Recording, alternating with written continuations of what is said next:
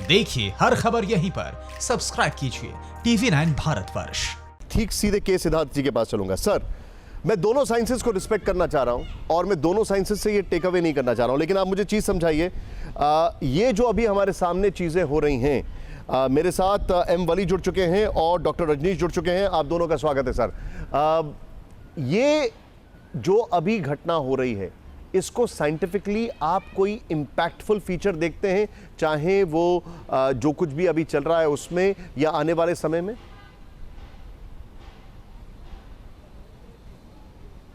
के सिद्धार्थ जी, सिर्फ चंद्रग्रहण के साथ में जोड़कर देख रहे हैं तो ये, हाँ, अगर आप चंद्रग्रहण के साथ में जोड़कर देख रहे हैं तो ये कोरिलेटेड नहीं है। आप समझिए कि अगर किसी भी जगह पर अर्थक्वेक आता है तो इसलिए आता है कि पृथ्वी के अंदर में बहुत दिनों से स्ट्रेस बढ़ रहा है। दिल्ली और उसके आसपास के क्षेत्रों में बहुत दिनों से भूकंप नहीं आया है, तो यह गैप है और यह गैप है बहुत दिनों तक नहीं रह सकता। इसलिए छोटे छोटे अर्थक्वेक आ रहे हैं एडजस्टमेंट के करने के कारण। हो सकता है कि एक बड़े अर्थक्वेक के लिए ये निशानी हो, लेकिन ये फिर हिमालय रीजन में नहीं है। दिल्ली में एपी सेंटर रहते हुए बड़ा अर्थक्वेक नहीं आएगा। दूसरा, अगर साइक्लोन से आप कोरिलेट करते हैं तो दोनों साइक्लोन इसलिए आए क्योंकि बे ऑफ बंगाल का और अरेबियन सी दोनों का टेम्परेचर बढ़ रहा था और नॉर्मल से अधिक था टेम्परेचर, इसलिए यहाँ पर साइक्लोन आने की घटना हुई।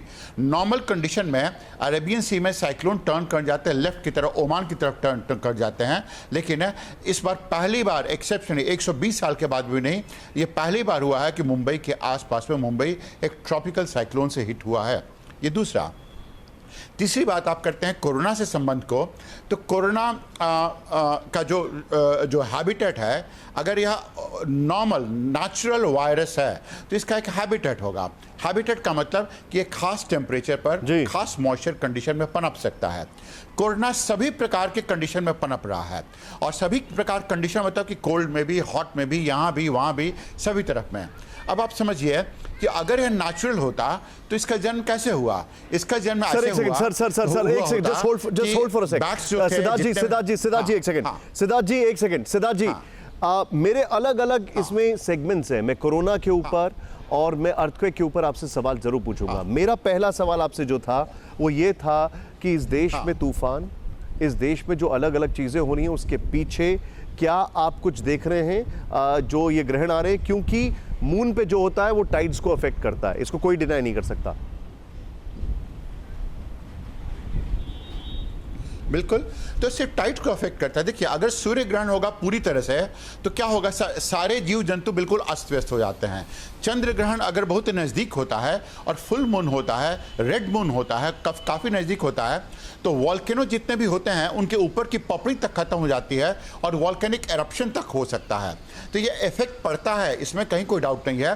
वाटर का लेवल ऊपर चला आता है, पृथ्वी खुद थोड़ी बहुत खिंच जाती है दोनों जगह पर, लेकिन पृथ्वी के खिंच जाने से अर्थक्वेक चले आएंगे ऐसा नहीं होता है।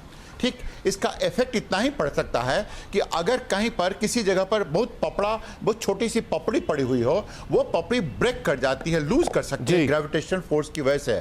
चंद्रमा का इफेक्ट क्या पड़ेगा? ग्रेविटेशन को बढ़ाएगा। ग्रेविटेशन सर मैं आपको रोकूंगा यहाँ पर। फिक्र आपकी, सोमवार से शुक्रवार रात 9 बजे सिर्फ TV9 भारतवर्ष पर।